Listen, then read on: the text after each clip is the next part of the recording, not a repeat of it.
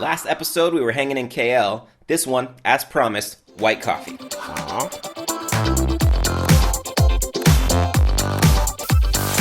Street food.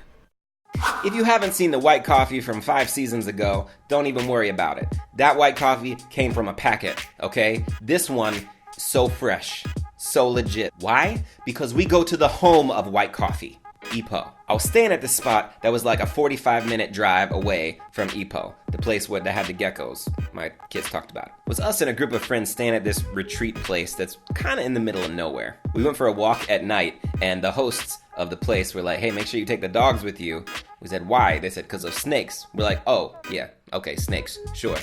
The head dog, Max, straight up saved us from a cobra.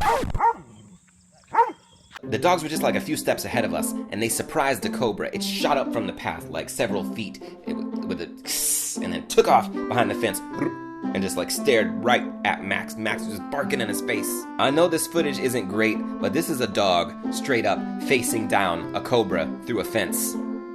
It was like that show When Animals Attack. I stepped on a stick later and I almost peed my pants. I was sure it was a snake. It was for sure the last walk that I took in that place.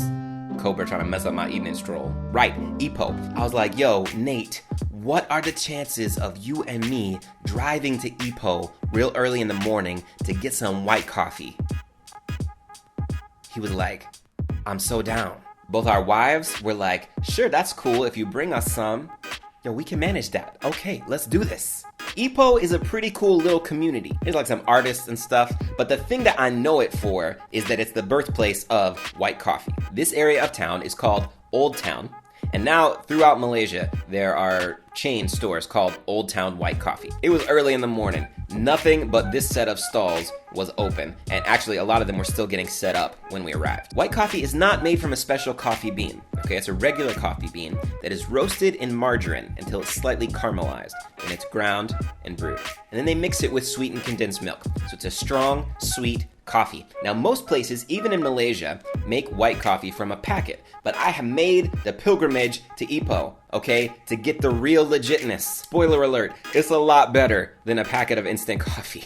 They got a whole system of brewing and milking in the back of the restaurant. I just pointed out my shirt like, hey, let me back there to film. They were like, oh, absolutely.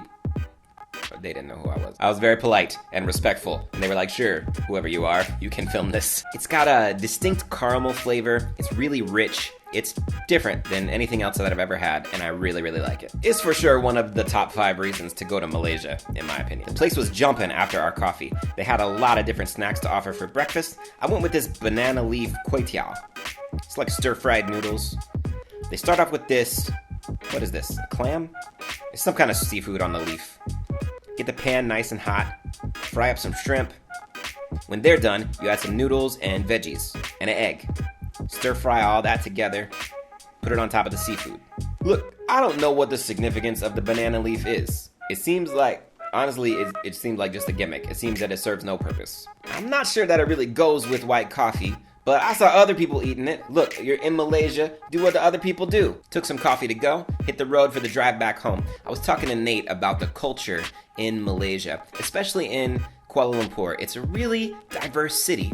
Buddhists, Hindus, Muslims, and otherwise, they're all living side by side. I'm sure there's conflict. I'm sure it's not all roses, okay? But the vibe of the city is pretty dope. I'm not sure if people think of themselves as Malaysian first and then Chinese, or if the subculture that you identify with within the broader culture is more where you get your sense of identity. It probably varies from person to person, right? This place we went in Old Town, it was mostly a Chinese Malaysian place. So I kept asking the guy, can I go back there? Can I go back there? He's like, what? And then when I asked him in Chinese, he's like, oh yeah, sure, go ahead. Malaysia is just a really interesting place in its diverse cultural makeup. And that is also one of the top 5 reasons to go there. Guys, it's just one episode left.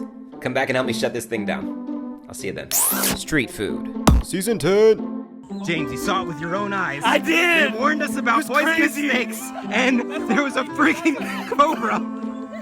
I almost died! I know. Max, come on, buddy! Max, there might be another one. We need you. Come on!